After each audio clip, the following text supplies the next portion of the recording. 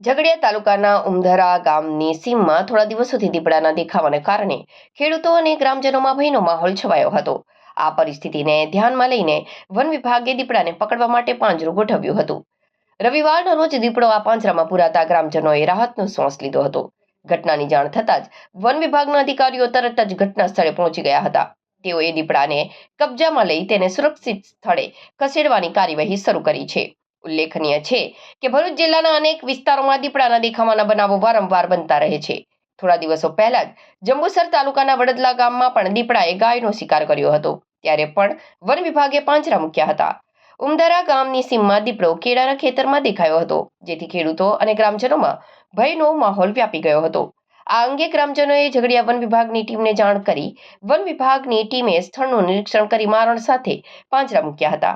હાલ વન વિભાગ દ્વારા પકડાયેલા દીપડાની તબીબી તપાસ કરવામાં આવી રહી છે. તપાસ બાદ તેને જંગલ વિસ્તારમાં મુક્ત કરવાની પ્રક્રિયા હાથ ધરવામાં આવશે. આ ઘટનાથી ઉમધરા ગામના લોકોને મોટી રાહત મળી છે.